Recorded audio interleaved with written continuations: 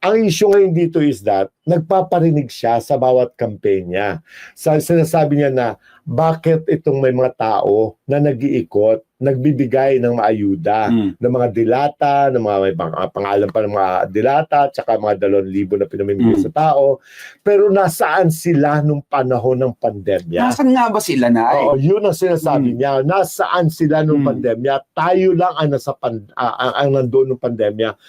Ang pinaringgan niya si Sam Versosa. Kasi yun ang mahigpit na kalaban in terms of pamimigay. Kasi si Sam talaga, likas na talaga pagiging generous noon eh. Kay politika wala, matagal na namin kilala yan, tumutulong talaga yan. Pero lalo ngayon na sinasabi sa puso niya na panahon na para ibalik naman niya sa tao. Lalo na, tumatakbo siya, inaamin niya, malaking tulong yon. Ngayon talaga pinaringgan si Sam Versosa. Akala niya walang pambalik sa kanya si Sam Versosa. Eh ang malas ni Isko, may resibo. May resibo po si Sam. Which is? Videos. Actually, may video siya. Wala lang akong video dito eh. May video siya, but you can look for that, no? At saka nagsalta si Sam. Sumagot si Sam.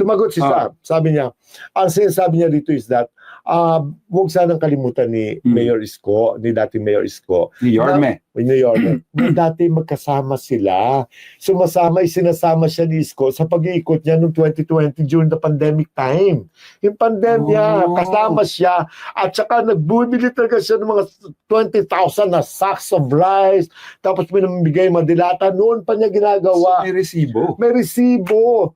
May resibo. Ngayon, sinasabi niya na akala niya, baka nakalimutan ni Isko, akala niya wala siyang panlaban. May resibo siya. Pinapaalala niya na, di ba, sa SM Santa Mesa, doon sa eskwela, magkasama rin tayo, namigay tayo doon, at nagpasalamat ka pa nga sa akin. Alam mo na, paya nga si Isko. Di ba, namigay sila sa front row noon. Yes, totoo yan, di ba, Karen Munoz? Yes, totoo yan. Namigay sila front row, at saka there were times na magkasama sila ni Isko. Yun ang mali ni Isko.